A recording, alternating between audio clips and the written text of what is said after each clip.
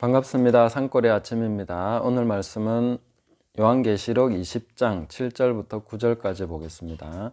천년이 참에 사탄이 그 옥에서 놓여 나와서 땅의 사방 백성 곧 곡과 마곡을 미혹하고 모아 싸움을 붙이리니 그 수가 바다의 모래 같으리라. 그들이 지면에 널리 퍼져 성도들의 진과 사랑하시는 성을 두르며 하늘에서 불이 내려와 그들을 태워버리고. 아멘. 자, 이 대목이 이제 우리가 앞으로 맞이하게 될 미래의 모습입니다. 천년이 채워졌습니다. 그 다음에 사탄이 옥에서 놓인다 했는데 하나님께서 이 사탄을 풀어주시는 그런 기간이 있다 하는 것을 말해주고 있습니다. 왜 하나님이 풀어주실까? 또 이 천년이 채워졌다는 것은 어떤 것을 의미하는 것일까? 이런 부분을 한번 생각해 봐야 되겠습니다. 첫 번째로 우리가 한번 질문을 해볼 것은 마귀는 왜 회개하지 못할까 하는 것을 한번 생각해 보려고 합니다.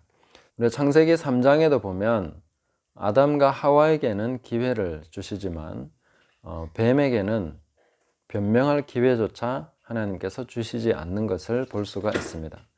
그래서 마귀는 왜 철저하게 정죄당하고 용서받을 수 있는 기회가 주어지지 않는 것일까 생각해 본다면 우리가 성경의 다른 여러 가지 부분들을 참고해서 이해해 볼 수가 있겠습니다. 예수님께서 마지막 때 심판에 대해서 말씀하실 때에 알고도 행하지 않은 종은 많이 맞고 또 모르고 행한 종은 적게 맞는다 이렇게 말씀하셨는데, 그것은 아느냐 모르느냐에 따라서 어떤 책임과 심판에 있어서의 무게의 차이가 있다, 이런 것을 우리가 이해할 수 있겠죠. 그리고 예수님이 십자가에서 기도하실 때에 저들을 용서해 주십시오 할 때에 저들이 하는 것을 알지 못합니다.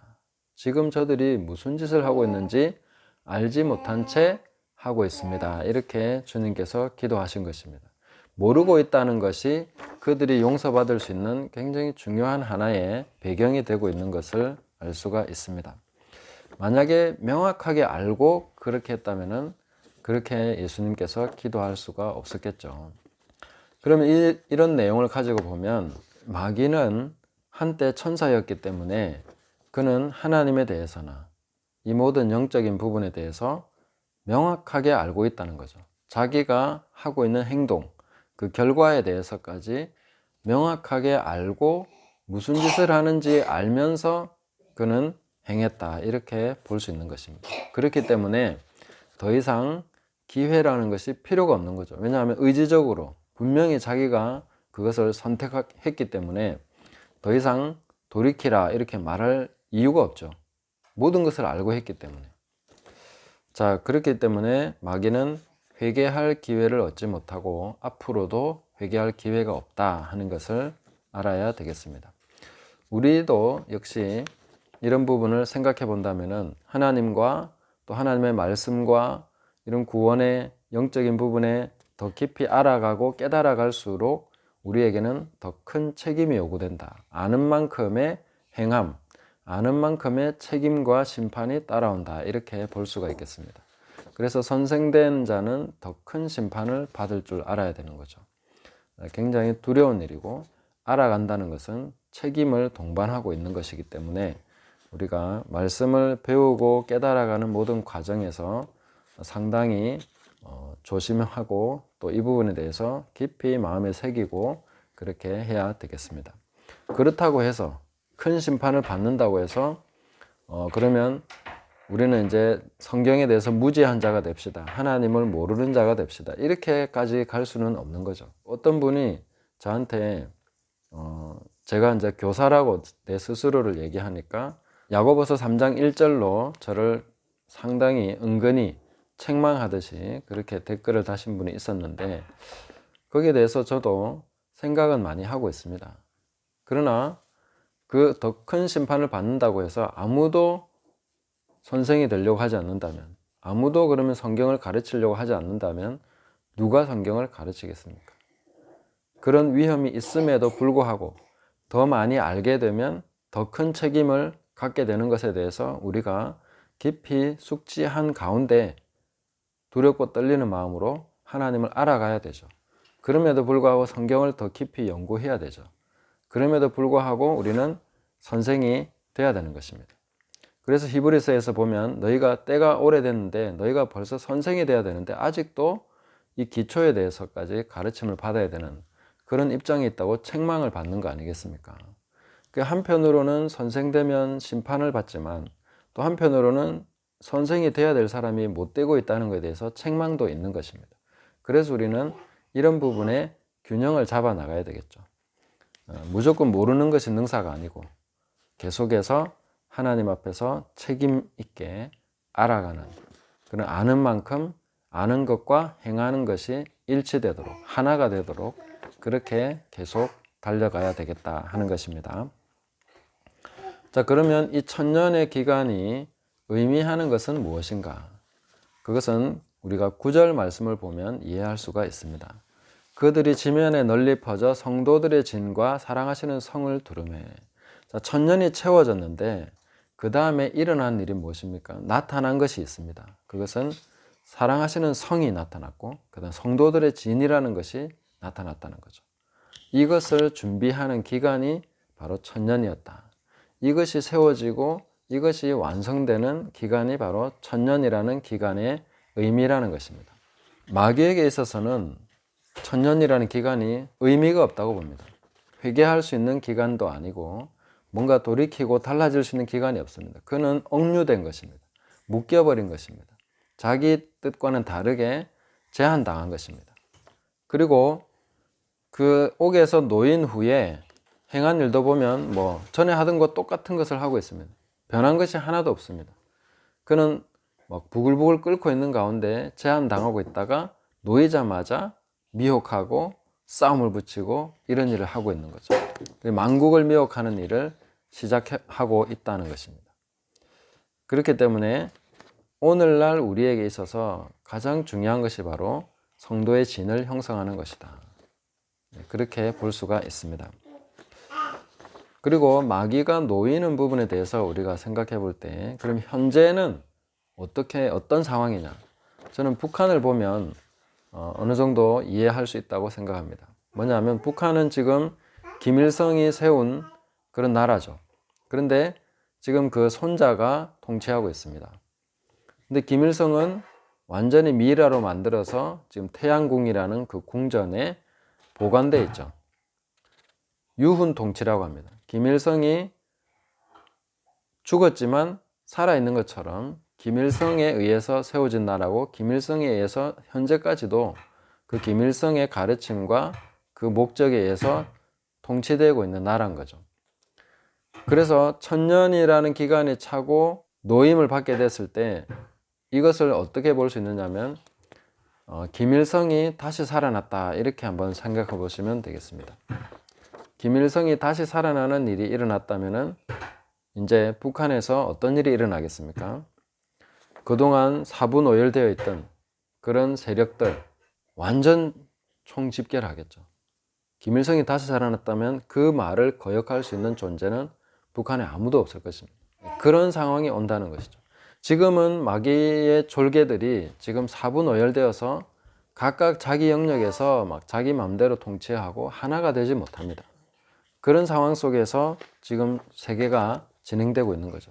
그렇기 때문에 우리가 숨통을 트고 그래도 복음을 전하면서 교회들이 계속해서 확장돼 가고 성장해 갈 수 있는 것입니다. 이 기간 동안에 우리가 해야 될 일은 성도들이 하나님의 성령의 인도하심을 받아서 하나씩 진을 형성해 가는 것. 이 진이라는 것은 군사진지입니다. 군인들의 막사를 얘기합니다. 지금 현재 우리가 싸우고 있는 것이죠. 이 막사에 있다는 것은 전투에 나와 있는 것입니다.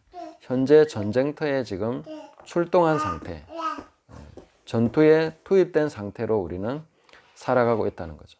그렇게 살아가는 삶이 지금 현재의 삶이다 하는 것을 볼 수가 있겠고, 또 성령께서는 이렇게 전투에 참전하는 그런 모든 병사들, 그리스도의 좋은 군사들을 하나씩 연결되게 하시고 이런 진을 형성해서 전 세계의 땅끝까지 하나님 나라 복음이 강력하게 전파되도록 지금도 역사하고 계신다 하는 것입니다. 제가 시골에 오면서 계속 생각했던 것이 바로 이런 것입니다. 성도의 진을 형성하는 것.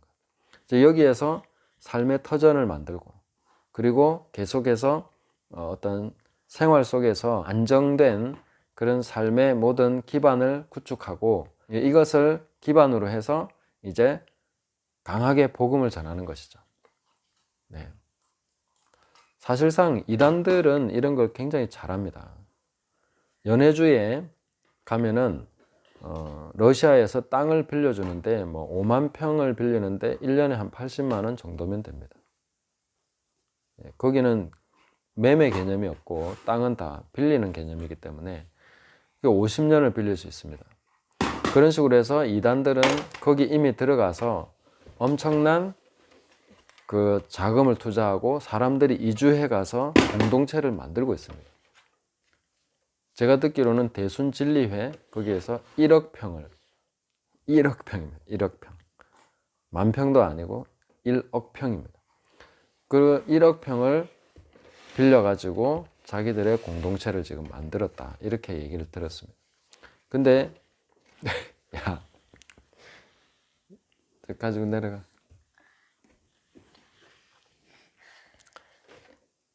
그렇게 만들었는데 우리는 이제 뭐 하고 있느냐? 가나안 농군학교에서 들어가서 좀 뭐 10만 평인가? 이렇게 해가지고 이제 빌려서 하고 있고요. 그리고 저희 이웃의 오두막에서, 오두막 공동체에서 5만 평 빌려가지고 하는데, 그 5만 평도 일로 와.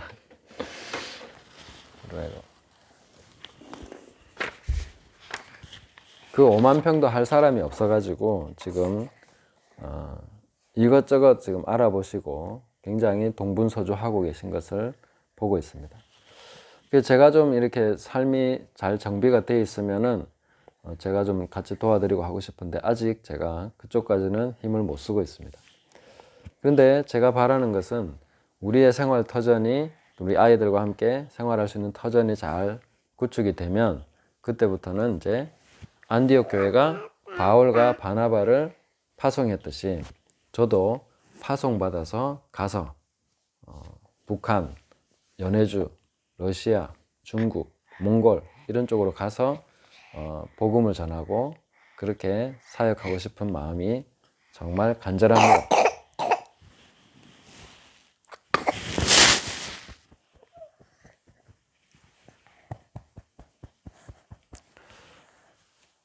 자, 그리고 어떤 그 주석을 보면은 이렇게 되어 있습니다.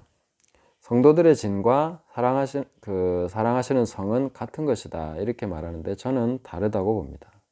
왜냐하면은 이 사랑하시는 성이라는 것은, 여기에서 사랑하시는 성은 전체적인 흐름에서 봤을 때 분명히 예루살렘을 얘기하는 것 같다. 그렇게 생각이 됩니다. 그래서 이스라엘을 중심으로 하는 예루살렘 성의 그런 것과 그 다음에 이방인들의 성도들의 진, 이것이 하나가 돼서 영적인 강력한 진을 형성하고 있는 것이죠. 그렇게 가고 있다 하는 것을 볼 수 있습니다.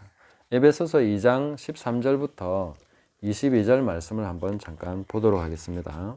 자, 이제는 전에 멀리 있던 너희가 그리스도 예수 안에서 그리스도의 피로 가까워졌느니라. 여기 멀리 있던 너희는 이방인을 말합니다. 그리고 가까워졌다는 것은 이스라엘과 가까워졌다는 뜻입니다. 그는 우리의 화평이신지라 둘로 하나를 만드사 원수된 것 곧 중간에 막힌 담을 자기 육체로 하시고 법조문으로 된 계명의 율법을 폐하셨으니 이는 이 둘로 자기 안에서 한 세 사람을 지어 화평하게 하시고 또 십자가로 이 둘을 한 몸으로 하나님과 화목하게 하려 하심이라. 원수된 것을 십자가로 소멸하시고 또 오셔서 먼 데 있는 너희에게 평안을 전하시고 가까운 데 있는 자들에게 평안을 전하셨으니 이는 그로 말미암아 우리 둘이 한 성령 안에서 아버지께 나아감을 얻게 하려 하심이라. 이 대목은 둘이 하나가 된다 하는 것은 계속해서 이방인과 이스라엘을 말하고 있는 것입니다. 이방인과 이스라엘이 그리스도의 십자가로 그 피로써 화목하게 됐고 화평하게 됐고 하나가 됐다, 이렇게 말씀하고 있는 것이죠. 그러므로 이제부터 너희는 외인도 아니요 나그네도 아니요 오직 성도들과 동일한 시민이요 하나님의 권속이라. 이제 우리가 된 것이 외인도 아니고 나그네도 아니고 성도들과 동일한 시민이 됐다. 하나님의 가족이 됐다. 이렇게 말씀하고 있는 것입니다. 이방인을 향해서 계속 말씀하고 있는 것이죠. 에베소 교회를 향해서 하신 말씀입니다. 그리고 이어진 말씀 보면 너희는 사도들과 선지자들의 터 위에 세우심을 입은 자라. 그리스도 예수께서 친히 모퉁이 돌이 되셨느니라. 그의 안에서 건물마다 서로 연결하여 주 안에서 성전이 되어가고 너희도 성령 안에서 하나님의 거하실 처소가 되기 위하여 그리스도 예수 안에서 함께 지어져 가느니라. 우리가 지금 함께 지어져 가는 사람들이죠. 우리가 땅에서 하는 일은 분명히 하늘에서도 의미를 갖고 하늘에서도 이루어지고 있는 것이죠. 예수님이 이 땅에서 십자가를 지고 들어가셨습니다. 그것을 히브리서는 뭐라고 얘기합니까? 하늘에 있는 참 장막, 사람의 손으로 하지 아니한 그 장막으로 들어가셨다고 그렇게 말씀하고 있습니다. 그리고 하늘에서 장막이 제거됐기 때문에 땅에서 휘장이 찢어지면서 둘이 돼버린 것이죠.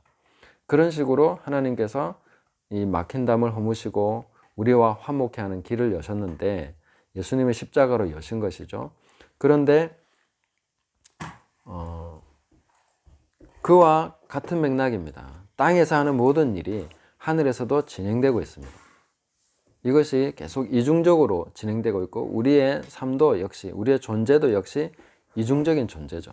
땅에도 있고 하늘에도 우리 존재가 있습니다. 그래서 이 에베소서 말씀을 통해서 우리가 봤을 때 이방인과 이스라엘이 하나가 되게 하시는 이 사역, 이것이 마지막 때로 갈수록 굉장히 중요한 것이죠. 그리고 우리가 이스라엘에 대해서 어떤 대체 신학이라고 해버리면 우리가 영적인 이스라엘에 대해서 이스라엘을 대체했다라는 것은 사실 어떤 부분에서 맞지만 궁극적으로 봤을 때는 맞지 않습니다. 이스라엘에 주신 하나님의 약속이 있고 또 이방인에게 주신 하나님의 약속이 있습니다. 그 둘이 하나가 되는 것이지 하나가 하나를 대체해버리거나 어느 한 부분이 소멸하거나 이런 것이 아니라는 거죠. 그래서 오늘날 우리가 중요한 것이 뭐겠습니까? 성도들이 연결되는 것이죠. 그리스도와 함께 성령 안에서 영적인 전쟁을 수행하고 하나님 나라 복음을 전파하고 이것을 위해서 강력하게 연결되는 성도들의 진입니다.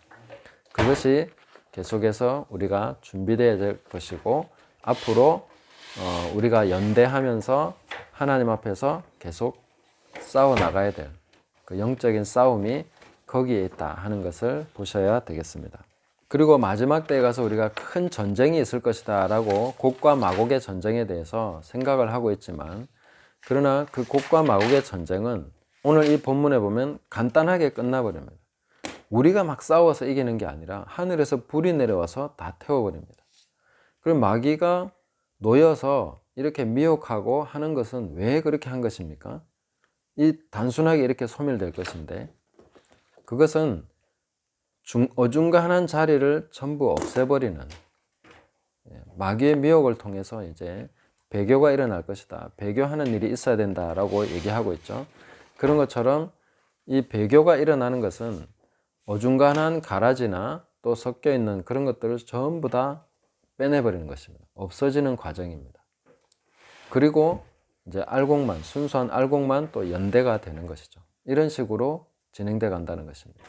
마지막 때에 배교가 있을 것입니다. 지금도 배도하는 일이 계속해서 일어나고 있습니다. 그러나 정말 강력하게 배도가 일어날 때 그때 교회 안에 남아있는 자들, 이 영적인 연대가 되어 있는 사람들 외에 성도의 진을 형성하는 사람들 외에는 다 빠져나가 버리겠죠.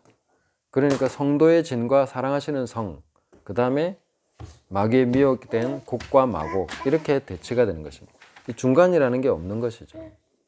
또 이렇게 진행될 것이다. 마지막 때의 일은 이제 이런 식으로 진행된다 하는 것을 우리가 알 수가 있습니다. 그러니까 진짜 싸움은 지금 있는 싸움인 거죠. 지금 계속되고 있는 싸움이 진짜 싸움입니다. 그리고 성도들이 진을 형성하고 있는 것은 계속 싸우기 때문에 싸우는 사람들이 형성하게 되는 거죠. 용사들이 진을 형성하게 됩니다. 그리고 하나님께서 또한 이스라엘을 통한 그 역사들을 이루어 가시면서 그 사랑하시는 성도 계속 완성돼 가는 뭔가 하나님 뜻에 의해서 세워져 가는 이런 모습을 보여줄 것입니다. 지금은 주님께서 백부장, 천부장을 일으키고 계신 거죠. 계속해서 영적 전쟁을 수행하면서 싸워갈 그 하나님의 용사들을 부르고 계시고, 우리가 지금 현재 사는 삶은 계속 전투하는 삶이다. 싸우는 삶이다. 싸우는 성도만이 거룩한 길을 갈 수 있습니다. 그래서 제가 제일 궁금한 부분은 하나님께서 어떻게 이 성도의 진을 형성해 가실까? 또 사랑하시는 성을 어떻게 이렇게 세워서 완성되게 하실까? 이런 부분에 관심이 많이 있습니다. 이 둘이 하나가 되어서 함께 진을 형성하고 싸우게 되는데, 이런 부분을 우리가 좀 현재 진행되는 많은 상황들을 보면서 함께 관심을 가지고 나가야 되겠습니다. 그래서 채널 하나를 소개해 드리면 브레드 TV라고 있습니다. 브레드 TV는 이스라엘 전문 채널이죠.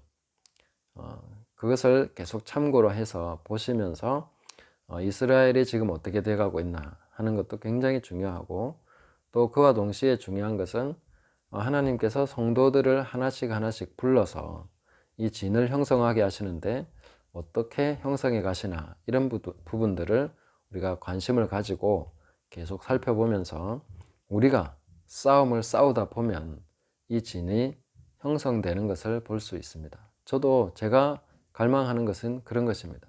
제가 여기서 열심히 싸우다 보면 함께 싸우고 있는 그런 사람들을 만나게 되겠죠. 함께 거룩한 길 가는 사람들을 만나게 되겠죠. 지금은 외로울 수 있습니다. 그러나 계속 달려가다 보면 이 꼭지점을 하나로 해서 가기 때문에 동일한 방향을 보고 가면 언젠가는 어디선가 만나게 되고 가까워지는 사람들이 생깁니다. 점점 그런 사람들이 일어나게 되고 같은 방향을 향해서 같은 싸움을 싸우는 그런 전우들이 계속 함께 이제 어깨를 나란히 하고 가게 될 때가 있을 것이다. 저는 그렇게 기대합니다. 그리고 현재 그런 분들을 조금씩 만나게 해주시는 것 같습니다. 이것은 비단 한국만 아니라 전 세계에 있는 모든 성도들이 같은 싸움을 싸우면서 가다 보면 그런 분들과 언어가 달라도, 문화가 달라도, 국가가 달라도 만나게 된다 하는 것을 저는 생각하게 됩니다. 그 방법은 다 하나님께서 하실 것입니다. 어떤 방법을 통해서든지, 어떤 루트를 통해서든지 하나님께서 그런 사람들을 만나게 하시고 또 연합하게 하실 것이다 하고 저는 믿습니다. 오늘날 이런 일들이 일어나는 것을 보면 이제 때가 가까이 오는구나. 그리고 우리는 강력한 진을 형성해 가야 되겠구나. 이 싸움을 계속 싸워야 되겠구나. 그렇게 마음 먹고 달려가셔야 되겠습니다. 현재는 외롭고 현재는 고단할지라도 계속해서 같은 싸움을 싸우다 보면 함께 만나게 될 것입니다. 동일한 고난을 받는 자들도 만나게 될 것입니다. 현재 북한에는 정치범 수용소에 10만 명가량의 크리스찬이 있다 이렇게 얘기합니다. 그런 분들이 저는 함께 만날 분들이라고 생각합니다. 그분들의 그 고통 가운데 연단된 그런 신앙과 비교해서, 비교한다기는 좀 그렇지만 그런 그 불 가운데 연단된 그분들의 신앙과 우리의 신앙이 주님 안에서 만나게 될 때에 우리가 부끄럽지 않아야 되지 않겠는가 하는 것입니다. 그런 것을 기준으로 해서 우리가 살아가야 되는 것이죠. 그래서 성도들의 진을 하나님께서 지금도 형성하고 계십니다. 끝까지 경주할 수 있도록 그렇게 힘써 달려가시기를, 예수님께서 붙잡으신 그 최고의 부활, 예수님께서 앞서가신 그 길을 향해서 우리도 함께 달려가시기를 예수님의 이름으로 축복합니다. 감사합니다.